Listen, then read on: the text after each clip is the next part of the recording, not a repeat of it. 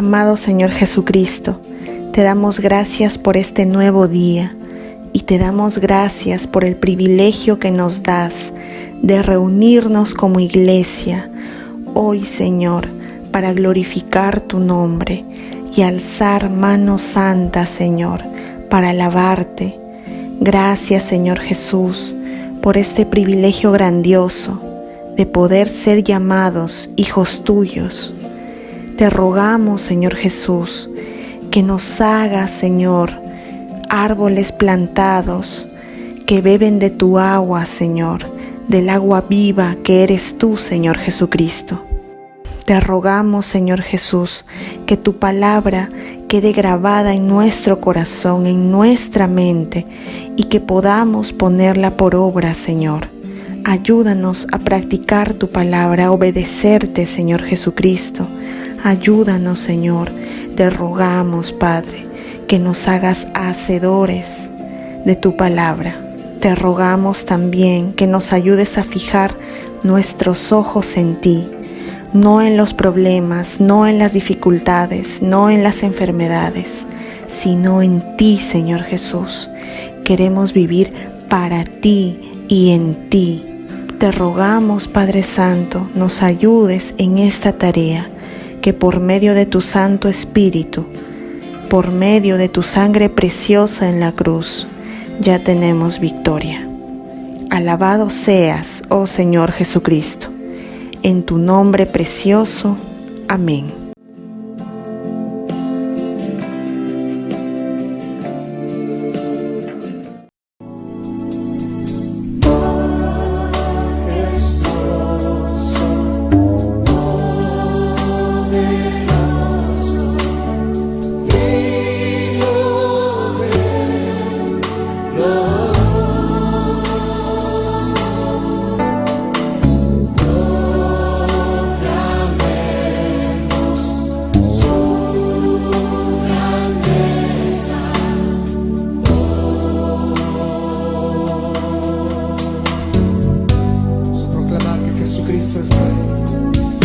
Jesucristo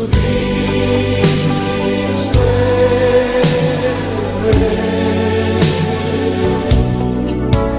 Jesucristo es Rey.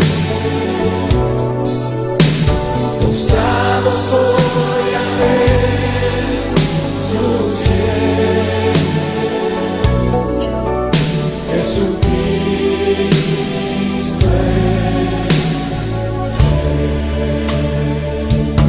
decirlo una vez más: Señor, tú eres majestuoso y poderoso. Majestuoso, poderoso, digno de gloria. Proclamemos.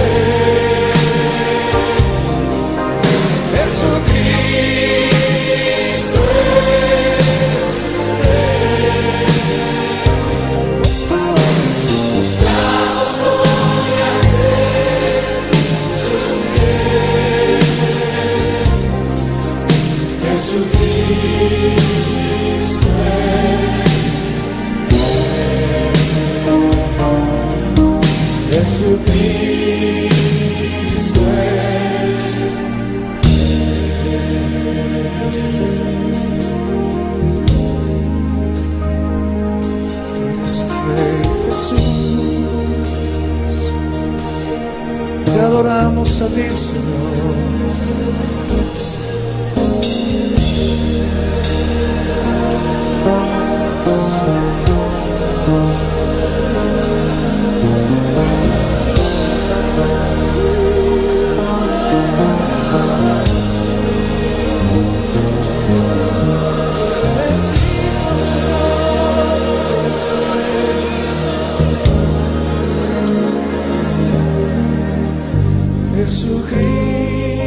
Jesucristo es Rey. Jesucristo es Rey. Postrado soy ante sus pies. Jesucristo es Rey.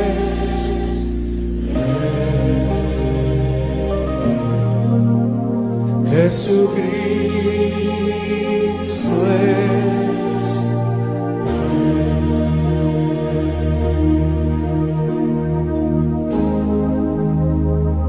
Señor, tú eres el Rey de Reyes, Señor de señores.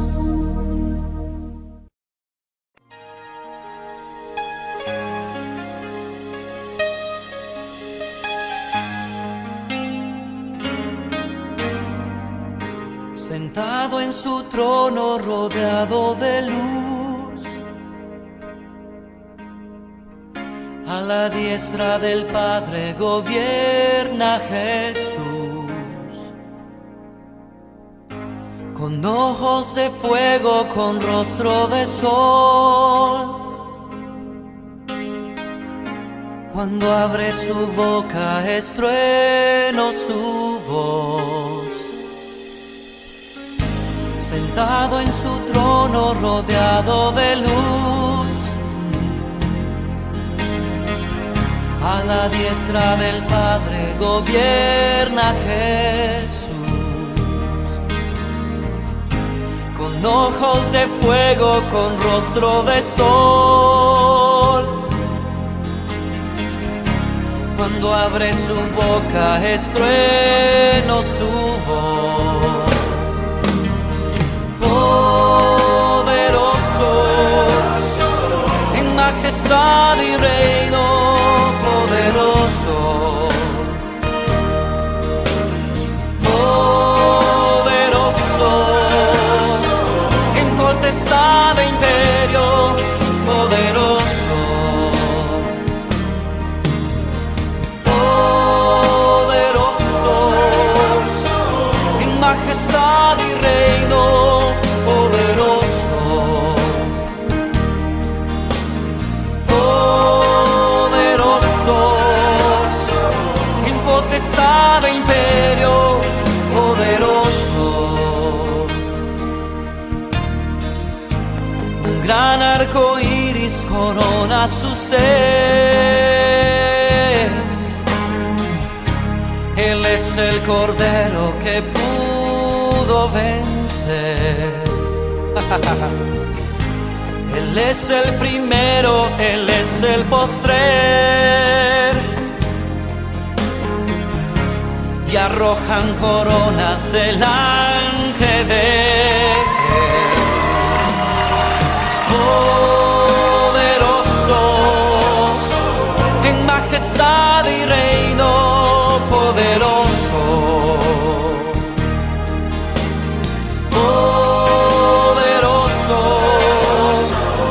Potestad e imperio, poderoso, poderoso, poderoso, en majestad y reino, poderoso, poderoso, en potestad e imperio.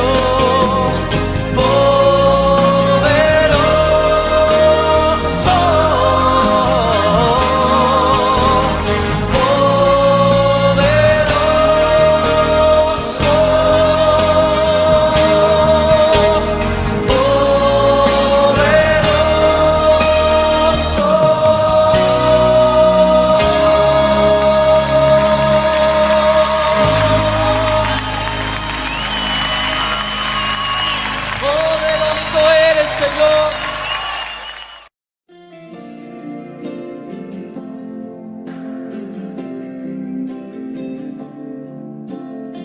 Iglesia Cristiana de Gracia, hermanos, hermanas, Dios les bendiga. Sea bienvenido, sea bienvenida nuevamente a este domingo en el cual nosotros nos conectamos de manera cibernética para continuar predicando la palabra del Señor.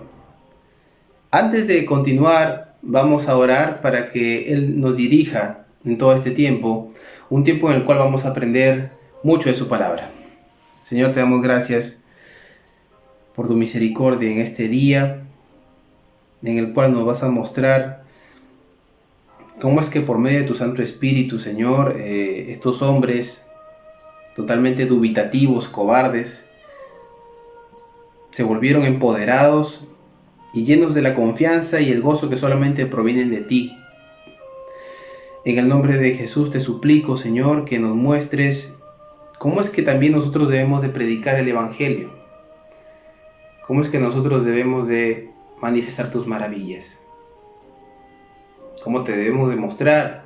Siendo tú, Cristo, el siervo sufriente de Isaías 53, pero así también el Cristo glorificado, resucitado, el Cristo de la fe, el Cristo de la profecía y el Cristo que nos sujeta, Señor, en arrepentimiento. Gracias te damos, Señor, porque tu palabra es viva y eficaz. Y es poder de Dios, poder tuyo, para salvación a todo aquel que cree. Te doy gracias, Señor, porque somos parte de tu redil, Señor. Somos parte de tu viña. Estamos insertados en la vid verdadera que es Jesucristo el Señor. En el nombre de Jesús te doy gracias. Gracias, Señor. Amén.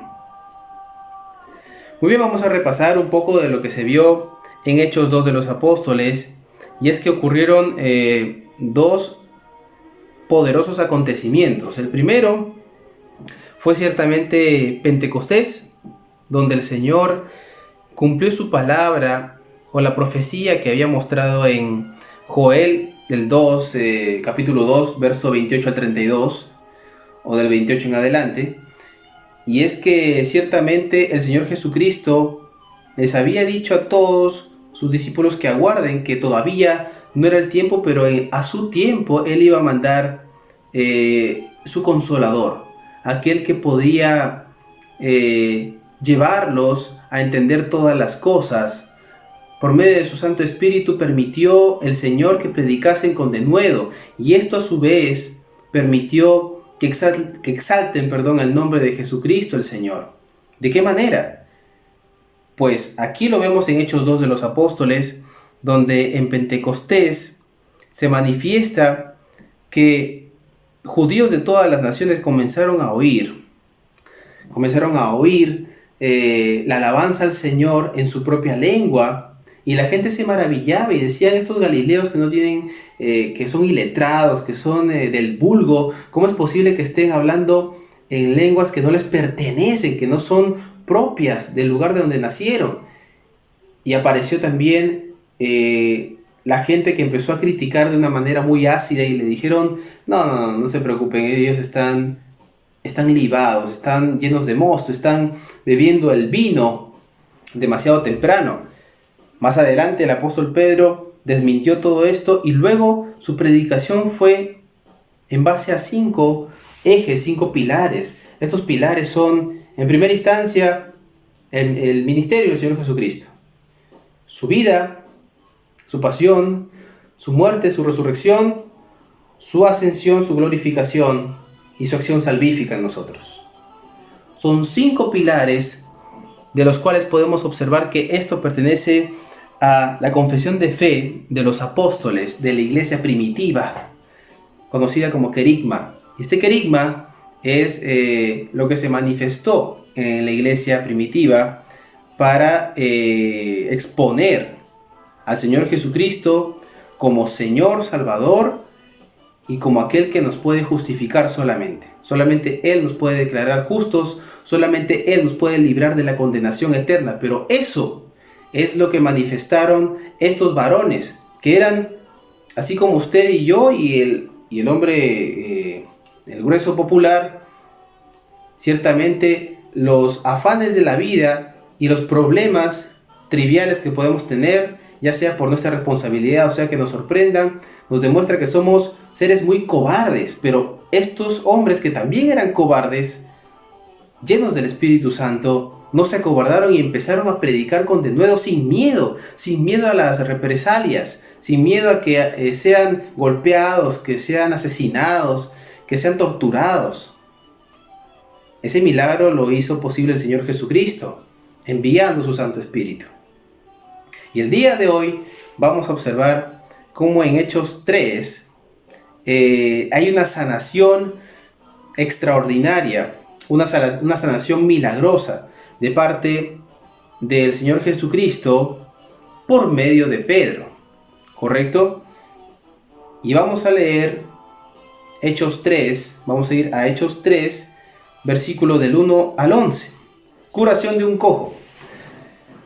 Pedro y Juan subían juntos al templo a la hora novena, la de la oración, y era traído un hombre cojo de nacimiento, a quien ponían cada día a la puerta del templo, que se llama La Hermosa, para que pidiese limosna de los que entraban en el templo. Este, cuando vio a Pedro y a Juan que iban a entrar en el templo, les rogaba que le diesen limosna. Pedro, con Juan, fijando en él los ojos, le dijo: míranos. Entonces él les estuvo atento, esperando recibir de ellos algo. Versículo 6. Mas Pedro dijo: no tengo plata ni oro, pero lo que tengo te doy. En el nombre de Jesucristo de Nazaret, levántate y anda. Y tomándole por la mano derecha, le levantó, y al momento se le afirmaron los pies y tobillos, y saltando se puso en pie y anduvo y entró con ellos en el templo, andando y saltando y alabando a Dios. Y todo el pueblo le vio andar y alabar a Dios. Y le reconocían que era el que se sentaba a pedir limosna a la puerta del templo, La Hermosa, y se llenaron de asombro y espanto por lo que había sucedido. Hermanos, vemos un milagro totalmente evidente alrededor. No es una casualidad que haya sido llevado a cabo en el templo donde la gente se congregaba para poder hacer sus rituales, sus oraciones, sus prácticas judío-ortodoxas. Es aquí donde la gente empezó a observar a Pedro y a Juan, pero antes de eso ocurrió que se toparon con un cojo. Se toparon con un hombre que le pendían las piernas de manera inútil, con un hombre que estaba siendo sujeto de la misericordia, entre comillas, la misericordia social de todos los que estaban alrededor. Hermano, sepa usted que en el tiempo de los apóstoles, al igual como ahora, en muchos países, aquella persona que se encuentra lisiada, aquella persona que se encuentra imposibilitada, que se encuentra nula para prestar un servicio y que se le presta a ellos servicio siempre, correspondía a la última escalera del respeto social. Ellos correspondían a el vulgo y lo más deplorable de la sociedad, y lo único que se les permitía era poder pedir limosna. Eran los rechazados, eran aquellos que no eran nunca invitados, aquellos que nunca iban a ser traídos a la fiesta de aquel importante comerciante o aquel rabino importante, sino que eran los últimos en enterarse y eran los primeros en recibir tal vez la limosna y por allí también las obras de la gente.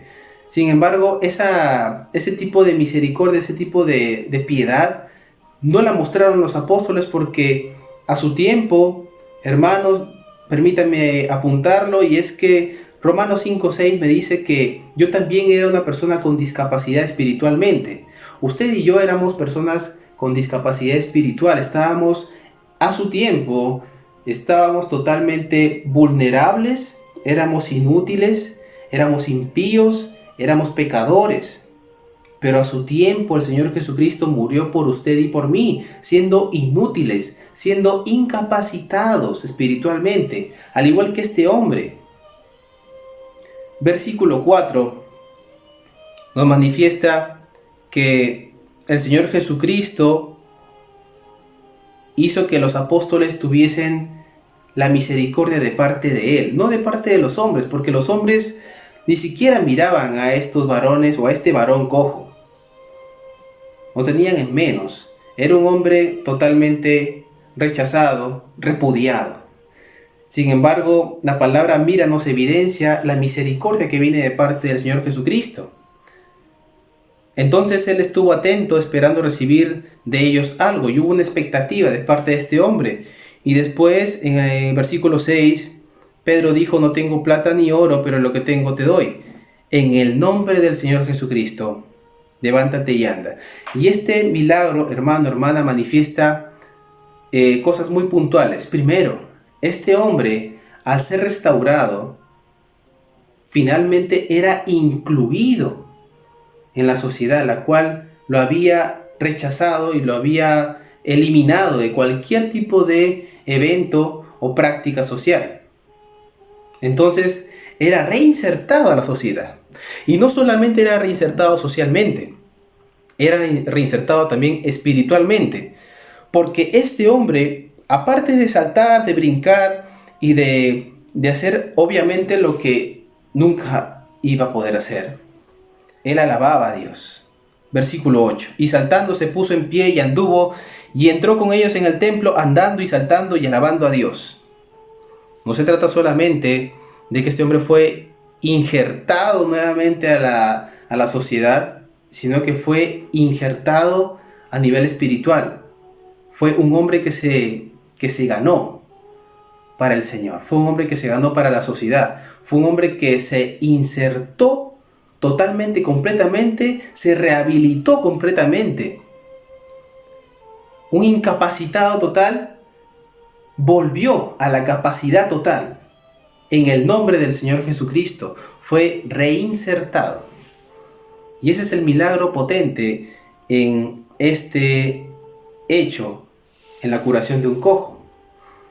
Sin embargo, lo que nos trae el día domingo, este domingo, para poder estudiar la palabra, no es tanto el milagro, sino la posterior exposición de la palabra de Pedro. Y es que este milagro sirvió para que la gente pudiese captar la atención. Tú te imaginas, ponte en el contexto, ponte en el lugar de al menos de uno de los espectadores. ¿Qué hubiese pasado si tú observabas eso?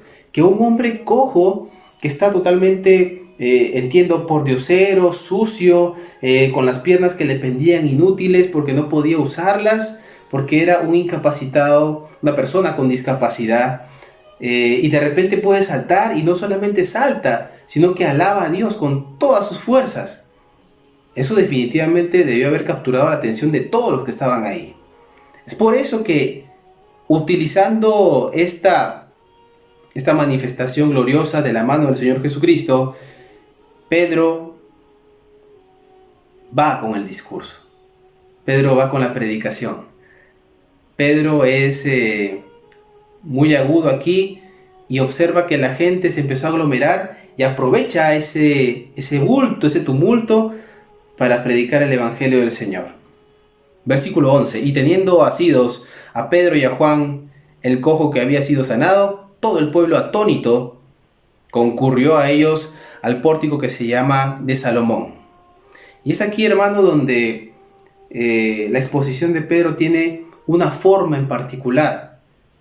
Y es que se acuerdan que habíamos mencionado los 5 ejes sobre los cuales los primeros hombres que predicaron del Señor tenían a bien predicar. ¿Se acuerdan? Ministerio del Señor Jesucristo, su pasión, muerte, resurrección, ascensión, glorificación y su acción salvífica en nosotros. Esos 5 ejes que son la confesión de fe también se manifiestan en esta segunda prédica de Pedro. Hechos 3 del 12 al 15. Versículo 12. Viendo esto, Pedro respondió al pueblo: varones israelitas, ¿por qué os maravilláis de esto? ¿O por qué ponéis los ojos en nosotros, como si por nuestro poder o piedad hubiésemos hecho andar a este? Nota, el Dios de Abraham, de Isaac y de Jacob, el Dios de nuestros padres, ha glorificado a su Hijo Jesús, a quien vosotros entregasteis y negasteis delante de Pilato, cuando éste había resuelto ponerle en libertad. Mas vosotros negasteis al santo y al justo, y pedisteis que se os diese un homicida. Versículo 15.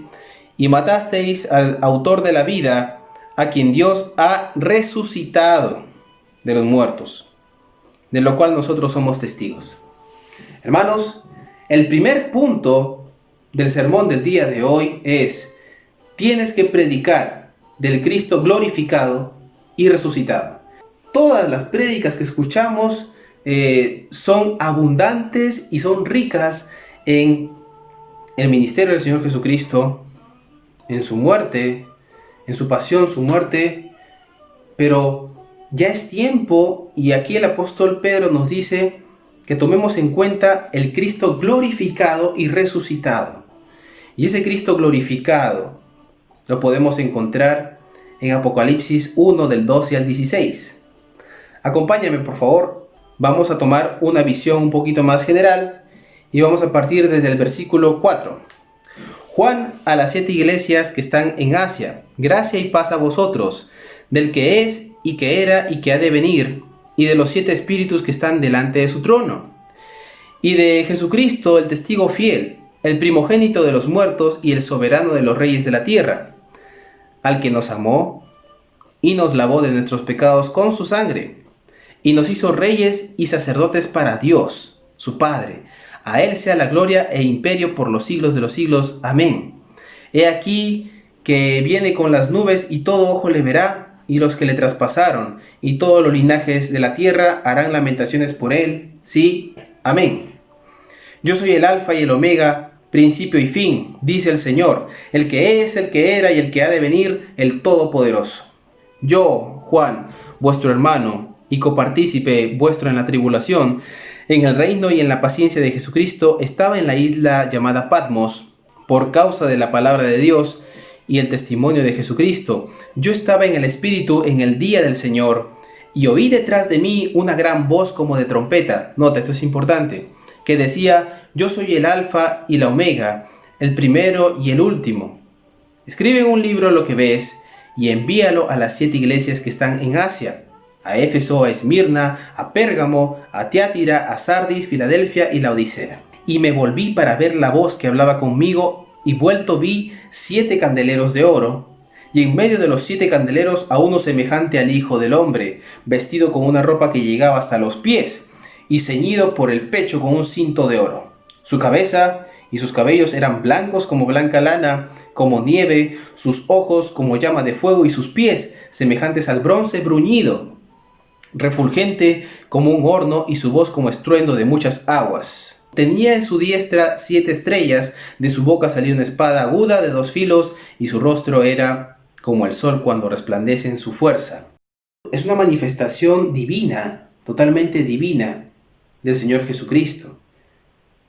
Es una manifestación fuera de nuestro alcance, de nuestra imaginación, y estas características las pone Juan para que estemos al tanto de cómo es el Señor Jesucristo glorificado.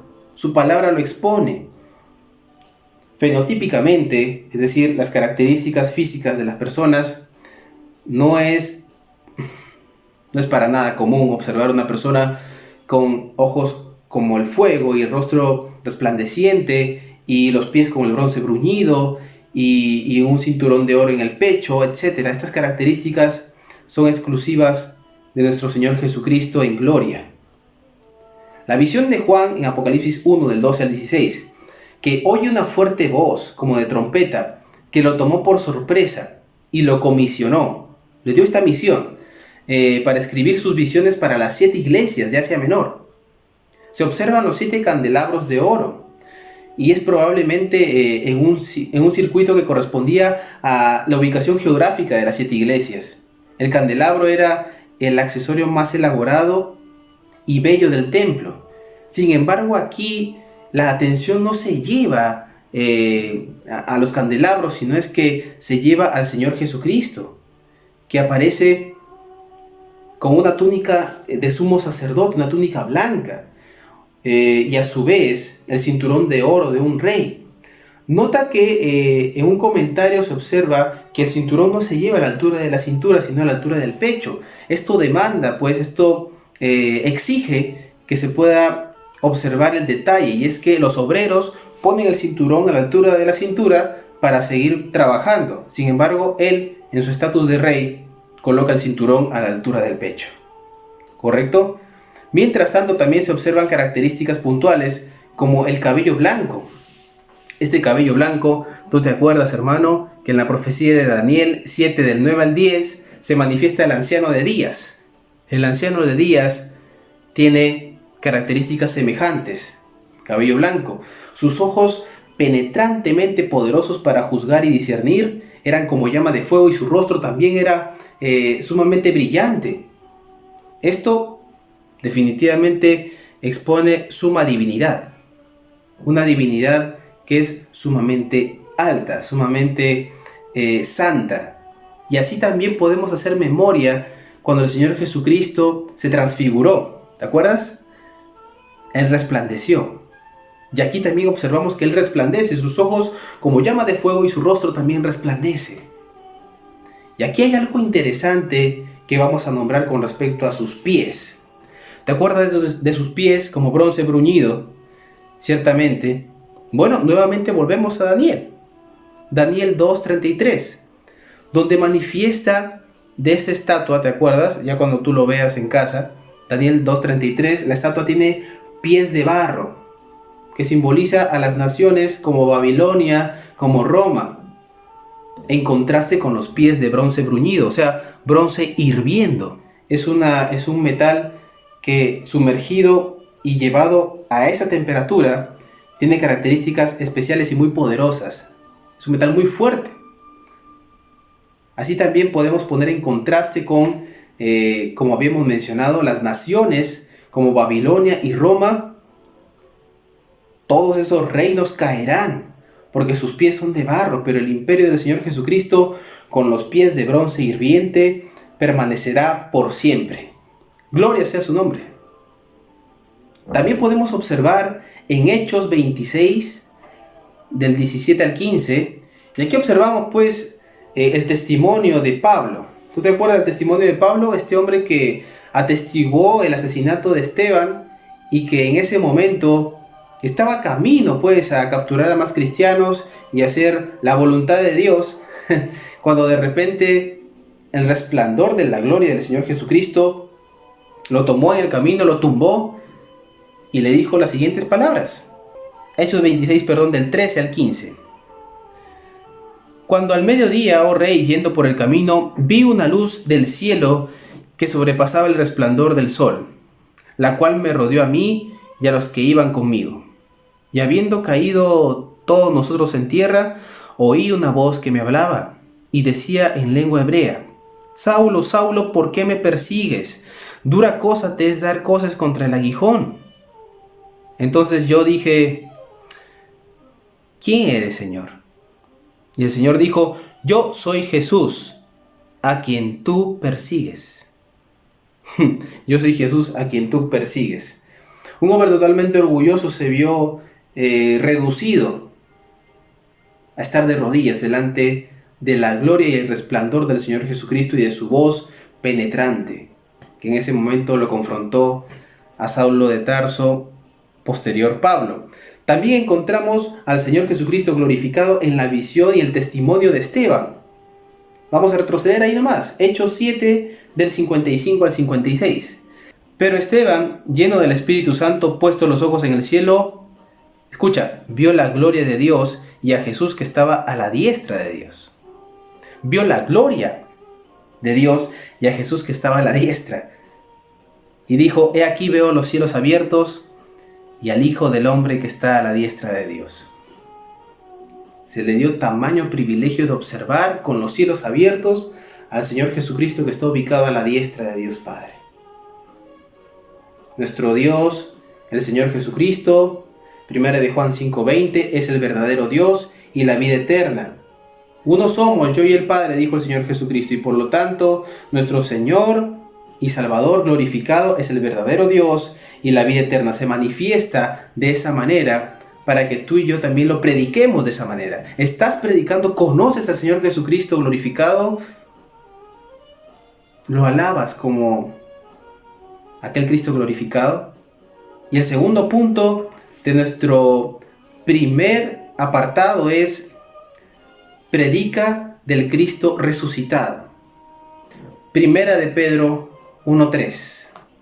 Dice así la palabra de Dios: bendito el Dios y Padre de nuestro Señor Jesucristo, que según su grande misericordia nos hizo renacer para una esperanza viva, por la resurrección de Jesucristo de los muertos. Hay un nuevo nacimiento que se evidencia también, según el Señor Jesucristo, en Juan 3:3 y Juan 3:5. La esperanza viva en el Señor Jesucristo brota de la resurrección de Jesús.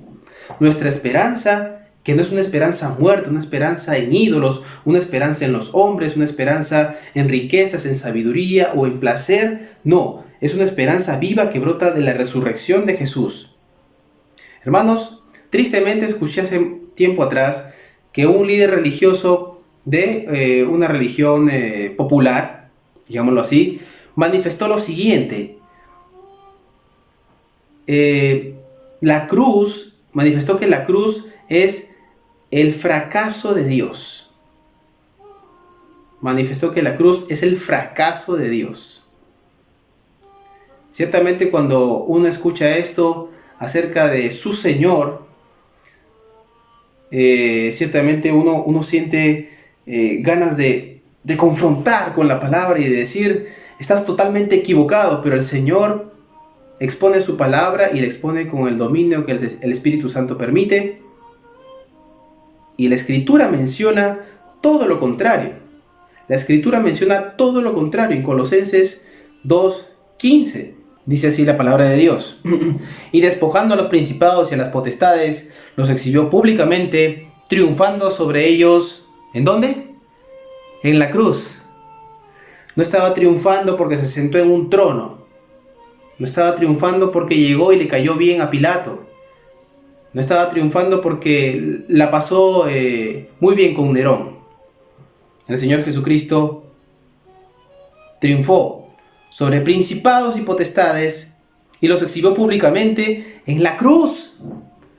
Porque la cruz es locura para los que se pierden. Porque la cruz es la manifestación de la victoria de Dios, la luz sobre las tinieblas, la victoria de el Señor Todopoderoso en santidad versus el pecado asqueroso y que nos llena de muerte.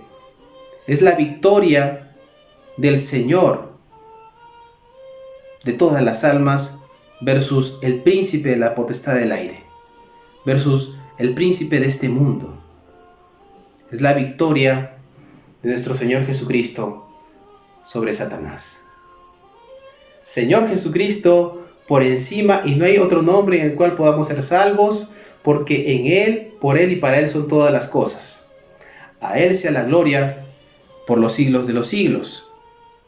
Es la victoria de la luz sobre las tinieblas, hermanos. Recuérdalo siempre, que Colosenses 2:15 me muestra que la cruz no es sino la victoria del Señor Jesucristo, la victoria de la vida sobre la muerte. Eso nos da la esperanza, esperanza viva, y solamente brota de la resurrección de Jesús. Si no hubiese resurrección, hermano, esta vida sería totalmente miserable. Si no, entonces, ¿para qué naces? Para perseguir sueños vanos, porque la vida solamente es neblina que permanece por un poco de tiempo y luego se desvanece. Así es la vida. ¿Y para eso solamente naces? ¿Para sucumbir a los deseos hedonistas de placer? ¿Para sucumbir a la sabiduría de este mundo? Dicho sea de paso, ¿qué es necedad? ¿Y qué es vanidad? Hueco es un aliento, es como solamente un soplo. O sucumbir a las riquezas. Ciertamente eso no tiene nada digno de alabar. Porque el Señor Jesucristo se lleva toda la gloria, ya que soportó lo que tú y yo jamás íbamos a soportar. No, somos demasiado cobardes y demasiado vulnerables para tolerar todo lo que el Señor Jesucristo de manera determinada sufrió. Voluntaria, ojo. Hebreos 13, del 20 al 21. Y el Dios de paz, que resucitó de los muertos a nuestro Señor Jesucristo, el gran pastor de las ovejas, por la sangre del pacto eterno, os haga aptos en toda buena obra, para que hagáis su voluntad, haciendo Él en vosotros lo que es agradable delante de Él, por Jesucristo, al cual sea la gloria por los siglos de los siglos. Amén. El mismo Dios que levantó al Señor Jesucristo de entre los muertos, es el mismo capaz de operar en nuestra vida para hacer conforme a su voluntad en mi vida y no conforme a mi voluntad. ¿Por qué cito este texto? Porque si el Señor Todopoderoso permitió que se levante el Señor Jesucristo para que nosotros tengamos esperanza en Él, pues también Él es poderoso para también tomar nuestra vida y hacer con nuestra vida lo que a Él le place. Y es adorarle, conocerle y gozar de su presencia. Es por eso que nosotros tenemos al Señor Jesucristo como justificador, como aquel que nos redime, que nos libra de toda condenación. ¿Por qué? Porque gracias a Él podemos gozar de Dios el Padre, para que Él haga su voluntad en nosotros y no al revés. Ciertamente, hermano, predica del Cristo resucitado, predica del Cristo glorificado. Volvamos pues a nuestro texto de Hechos 3:16, y dice así la palabra de Dios: y por la fe en su nombre, a este que vosotros veis y conocéis, le ha confirmado su nombre, y la fe que es por él, ha dado a este completa sanidad en presencia de todos vosotros. Hermano, predica de la fe en Jesucristo. Predica de la fe en Jesucristo. El primer punto era predica al Cristo glorificado, resucitado. Segundo punto, predica de la fe en Jesucristo. Romanos 1:17, hermano, me dice que el justo por la fe vivirá. El justo por la fe vivirá. Previo a eso me menciona que no se avergüenza o no me avergüenzo del Evangelio, porque es poder de Dios para salvación a todo aquel que cree, al judío primeramente y también al griego. ¿Quién es justo? La palabra es ¿quién es justo? La pregunta es ¿quién es justo? Podemos observar en Romanos 3, del 10 al 18, que hay podemos decir que hay una suerte de confusión. ¿Por qué? Porque se manifiesta que solo el justo por la fe vivirá, y Romanos 3, del 10 al 18 me dice que no hay justo ni aun uno. No hay justo ni aun uno. No hay quien haga lo bueno, no hay quien busque a Dios. Todos a una se han hecho inútiles. Entonces, esa contradicción, ¿cómo se puede saciar? ¿Cómo se puede resolver? Hermano, tú y yo somos declarados justos solamente por el Señor Jesucristo. Somos declarados justos por el Señor Jesucristo. El apóstol Pablo menciona la palabra justo, justicia, justificación, y eso tiene que ver con el término dicaio. Lo hemos visto en los devocionales, y es declarar justo a alguien que es injusto, a alguien que no es justo. Es darle un título de libre de culpa a aquel que merece culpa, que merece castigo, que tiene culpa en sí mismo. Entonces podríamos decir que el Señor Jesucristo manifiesta su justicia en nosotros de manera gratuita. Dice el texto en Romanos 3, 23, 24, 25, porque no hay ninguna acepción de persona, por cuanto todos pecaron y están destituidos de la gloria de Dios, siendo justificados gratuitamente por gracia, por medio de la redención que es en Cristo Jesús, a quien Dios puso como propiciación por medio de la fe en su sangre. El Señor Jesucristo me declara justo, libre de culpa, de manera gratuita, por medio de la fe en su sangre. Por medio de la fe en su sangre preciosa. Es por eso que ahora Romanos 1:17 podríamos parafrasearlo de la siguiente manera: el que es justificado gratuitamente por la fe en la sangre del Señor Jesucristo, vivirá. El que es justificado gratuitamente por la fe en la sangre del Señor Jesucristo, vivirá. Y ese, hermano, es el núcleo medular de Romanos, la justificación por fe. Es por fe para que sea por gracia, dice la Escritura misma. Y es allí donde Habacuc 2.4 también tiene sentido. Habacuc 2.4, el justo por la fe vivirá. El que es declarado justo gratuitamente por la gracia en el Señor Jesucristo, vivirá por medio de la fe en su sangre. Mi justificación depende enteramente de la fe en la sangre del Señor Jesucristo y depende enteramente de la gracia de mi Dios. Soy justificado gratuitamente por gracia. Recuerda que no es por obras para que nadie se gloríe.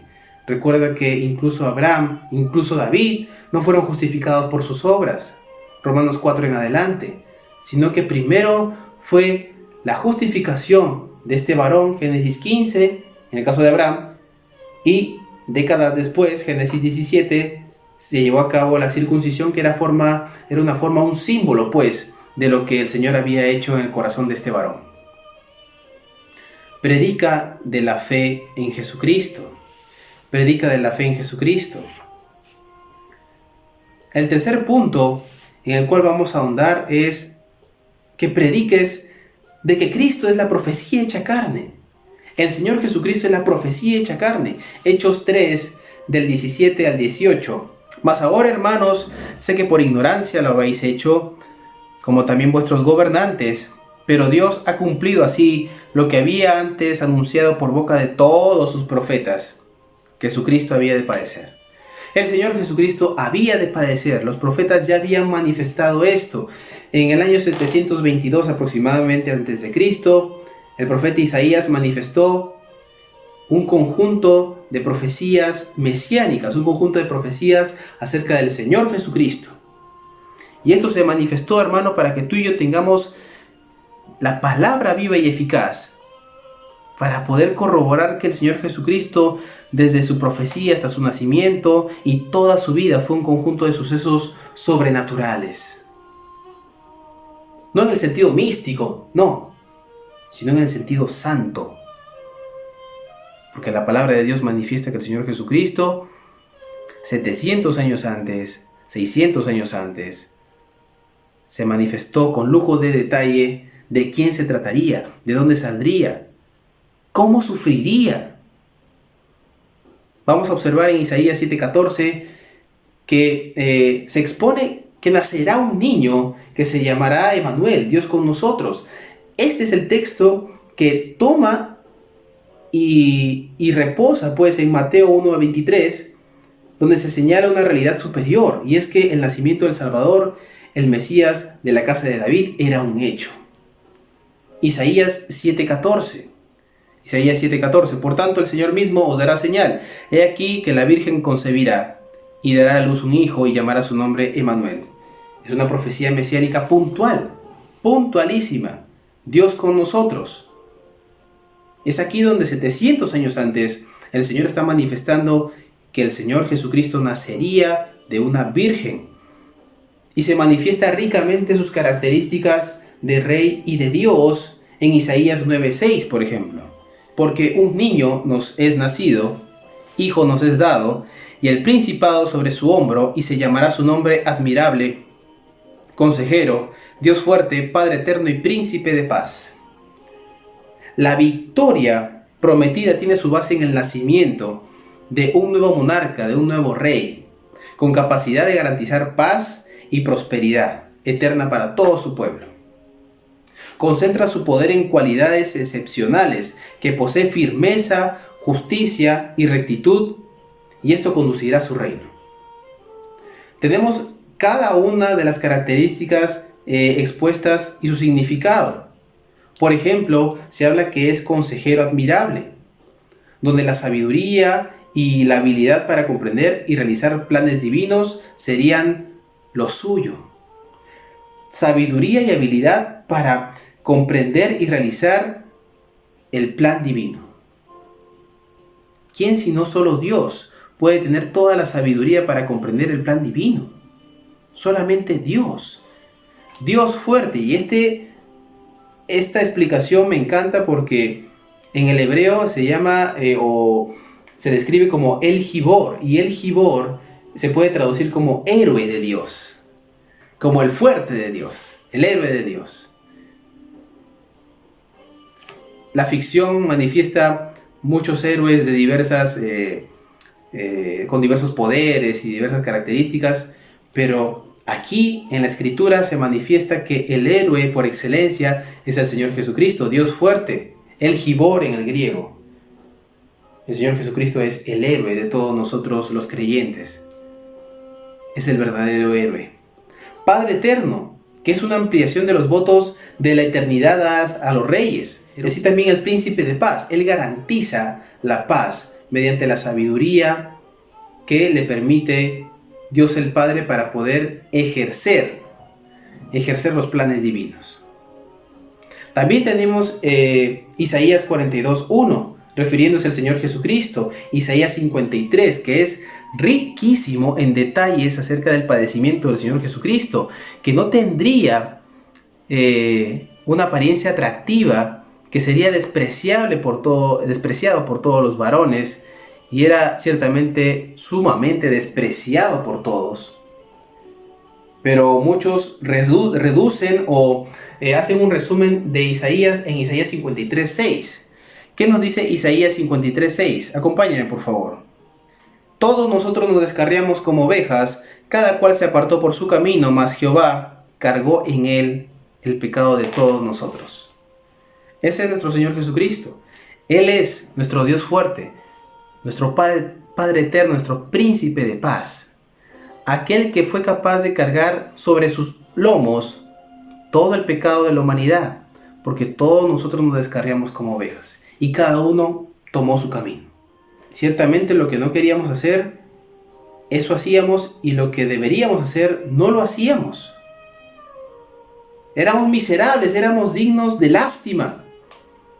¿Quién podría sino librarnos de esto sino el Señor Jesucristo, nuestro príncipe de paz, Dios fuerte, Padre eterno, consejero admirable, el hombre admirable por excelencia? No hay un hombre más admirable, hermana, que me oyes, que el Señor Jesucristo. ¿Quieres admirar a un hombre? No admires a tu marido, no admires a tu hijo, a tu hija. Admira al Señor Jesucristo. No admires a nadie de tu familia, sino al Señor Jesucristo, porque si admiras a un varón en tu familia, te vas a decepcionar. Te vas a decepcionar y vas a tildar al Señor de infiel e injusto, porque permitió que observes cómo el hombre que admirabas te falló, te fue infiel o tal vez te engañó. Nuestro admirable por excelencia es el Señor Jesucristo. El hombre admirable por excelencia es el Señor Jesucristo. No hagas ídolos con pies de barro. Confíe en aquel que tiene los pies de bronce bruñido, aquel que tiene el reino que es permanente, duradero, eterno y que es inconmovible. El Señor Jesucristo es digno de toda gloria. Derrama tu corazón, hermana, hermano, delante del Señor Jesucristo, y Él te manifestará que es el Cristo glorificado y resucitado. Él te manifestará que es el Cristo de la fe. Él te manifestará, que es el Cristo de la profecía hecha carne. Y Él también te va a manifestar que debes de predicar de Él para el arrepentimiento y fe en Él. Hechos 3:19 al 20, Hechos 3:26. Así que arrepentíos y convertíos para que sean borrados vuestros pecados, para que vengan de la presencia del Señor tiempos de refrigerio, y Él envía a Jesucristo que os fue antes anunciado. Hermano, el Señor Jesucristo no ha venido para condenar al mundo, sino para que el mundo sea salvo por Él. El Señor quiere que nadie se pierda. No quiere que nadie se pierda, sino que todos procedamos al arrepentimiento. ¿Por qué? Porque solamente somos justificados gratuitamente por su gracia y por medio de la fe en su sangre. porque Él es digno, ya que llevó el pecado de todos nosotros sobre sus lomos. Cuando nosotros nos habíamos descarriado como ovejas, cada cual agarró su camino, porque nosotros somos incapaces de poder guardar su ley. Porque aquel que no guarda la ley es maldito, estamos bajo maldición, y esa maldición solamente se puede uno liberar de esta maldición en el Señor Jesucristo. Por eso se merece toda la gloria y la honra al Señor. Por eso se merece toda la gloria. Por eso en Él nos podemos acercar confiadamente. Él es nuestro sumo sacerdote. Él me lleva al lugar santísimo de Dios para yo poder entrar en intimidad con Dios el Padre y poder recrear lo que pasó en Edén, y era que el hombre vivía en comunión con el Señor. El Señor restaura esa comunión con Dios el Padre. Solamente por medio del Señor Jesucristo se restaura esa relación. Y es solamente por su gracia que tú y yo somos salvos. No depende de quien quiere ni de quien corre, sino de quien Dios tiene misericordia. Mateo 4:17, lo lees por favor en tu casa. Mateo 4:17, Jesús el Señor comenzó a predicar en Capernaum, el mismo mensaje de Juan el Bautista, el mismo mensaje de Juan, salvo que Juan buscaba preparar al pueblo para la llegada al reino, y el Señor Jesucristo se refería a la llegada misma del reino, porque con el Señor Jesucristo llegó el reino del Señor. El arrepentimiento sigue siendo esencial. Hermanos, no es una opción, es esencial. Es necesario un cambio de pensamiento y de dirección en la vida. No puedes decirte cristiano si sigues pecando de manera deliberada delante de Dios, que por cierto es omnisciente, es omnipresente. Y mientras tú pecas deliberadamente, el Señor está mirándote. Te vas al Himalaya y pecas, allí está el Señor y te está observando. Te vas a las fosas marianas y el Señor va a estar ahí observándote. Te quedas en tu casa, apagan la luz, te ponen la colcha encima y sigues pecando, el Señor te sigue observando. No puedes burlar al Señor. No puedes burlar al Señor Jesucristo. Él sigue taladrando tu cabeza y tu corazón con el mensaje: arrepentíos, arrepentíos, porque el reino de Dios se os ha acercado. Santiago 4:8 nos deja una lección importantísima, y es que como cristianos debemos tener mucho cuidado en resistir aceptar la mentalidad del mundo. No debemos de resistir, sino de manera intensa, el aceptar la mentalidad del mundo. Eclesiastés 1 del 16 al 18 me dice que el hombre siempre va a caer en tres cosas muy predecibles. La primera de ellas es la sabiduría y la búsqueda de la sabiduría de este mundo. La segunda son los placeres hedonistas, en Isaías 2 del 1 al 3. Y la tercera, la más trivial, la más común, Eclesiastés 2 del 4 al 26. El metal, el dinero. Una relación sana con el Dios de la Biblia se logra humillándose ante Cristo. Jesucristo se humilló por nosotros. Y la humillación delante del Señor Jesucristo de parte de nosotros es esencial para poder hallar justificación, para poder hallar gracia y oportuno socorro. Tenemos que pedir al Señor Jesucristo que en su santísimo nombre y por el poder del Santo Espíritu suyo nos dirija mis pensamientos y mis deseos hacia el Padre, para que Él pueda gobernar todo aquello que yo tenga en mente. Sean sueños, sean aspiraciones, recuerda que tu corazón es perverso. Mis deseos y mis aspiraciones, te aseguro, hermano, no necesariamente van a ser malas, pero distan mucho de los planes que el Señor tiene para ti. Porque sus caminos son más altos que los míos y sus pensamientos también. El Señor tiene el panorama completo. Tú solamente eres un ser finito. Eres un ser pequeño, con una mente pequeña. Tú y yo somos así. Somos limitados. Esta vida que tenemos aquí para recorrer es neblina, ya lo hemos dicho. La necedad es caminar sin el Señor Jesucristo. La necedad es caminar, es hacer surcos sin el Señor Jesucristo. Porque estás caminando sobre el mar, caminas sobre la arena mojada y viene el mar y borra finalmente todas esas huellas. En el Señor Jesucristo hay propósito y se cumple el propósito para el cual estás respirando. Porque ese aire que respiras el día de hoy no te pertenece, es de parte del Señor. Agradece cada bocanada de aire que das. Porque muchos ahora están en UCI dependiendo de una máquina para poder respirar. Así que es misericordia de Dios que tú sigas respirando sin un aparato. ¿Has agradecido a Dios por eso? Sensibiliza tu corazón en el nombre de Jesucristo. Cuando escuches su voz, no endurezcas tu corazón. El texto por excelencia que nos lleva a abrazar al Señor Jesucristo en arrepentimiento y fe, pero sobre todo en arrepentimiento, es 1 de Juan 1:9. Dice lo siguiente: si confesamos nuestros pecados, Él es fiel, es justo para perdonar nuestros pecados y limpiarnos de toda maldad. Confiesa tu pecado, hermano. No delante de mí, no delante del pastor, no delante de tu mujer, no delante de tus hijos, delante del Señor Jesucristo. Preséntate delante de Dios. Hebreos 4:16. Acércate confiadamente ante el trono de gracia del Señor para hallar misericordia y gracia y el oportuno socorro. Pide perdón al Señor. Pídele perdón al Señor Jesucristo. Reconoce que Él es Señor, es Salvador, está glorificado, ha resucitado, es digno de toda gloria, es digno de alabanza. Solamente en Él encontramos saciedad en un mundo que ofrece las más hermosas y deliciosas mentiras. ¿Quieres una mentira hermosa? Puedes ser más joven. ¿Quieres otra mentira hermosa?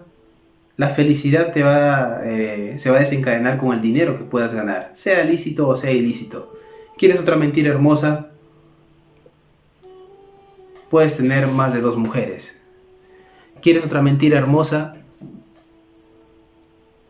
Vas a escapar del juicio de Dios por tus propios méritos. La verdad, hermanos, es que el Señor, Dios y Padre del Señor Jesucristo, ha puesto al Señor Jesucristo como juez de toda la humanidad, de vivos y muertos, y un día los que están en los cielos, en la tierra y debajo de ella van a doblar rodillas delante del Señor Jesucristo, y todos ellos confesarán que Jesús es el Señor, para gloria de Dios Padre. Si tú confiesas tus pecados delante del Señor Jesucristo, hermano, el resultado será la manifestación de la gracia de Dios. Habrá perdón, habrá purificación de parte de Dios. No por mérito propio, sino porque el Señor expone sus atributos. Él es fiel, Él es justo, Él es bueno. Miqueas 7 del 18 al 20. Él es justo para redimir al pecador y para tomar tus pecados y lanzarlos al fondo del mar. Solo por Cristo, solo por gracia, solo por fe, solo para la gloria de Dios. Que el Señor nos siga mostrando de qué se trata este caminar cristiano, este caminar junto a Él. Amado Señor, te doy gracias por este hermoso privilegio de predicar tu palabra, Señor. En el nombre de Jesús de Nazaret te suplico que este mensaje, Señor, pueda alcanzar las almas de aquellos que están perdidos, Señor. Porque es tu voluntad, Señor, que aquellos que se encuentran perdidos sean alcanzados, Señor. Porque para ellos tú viniste, Señor Jesucristo. No para los que se creen sanos, sino para los enfermos, Señor. Enfermos de pecado, Señor. Lisiados, así como este cojo, Señor, de nacimiento. Así como yo estaba lisiado, Señor, espiritualmente. Tú viniste y me levantaste, Señor. Levantaste mi cabeza. Y tú me mostraste que eres mi gloria y mi fortaleza. En el nombre de Jesús, gracias, Padre. Amén. Hermanos, Un abrazo, el Señor les bendiga grandemente. Nos vemos espero no mucho tiempo más adelante. Que el Señor les bendiga.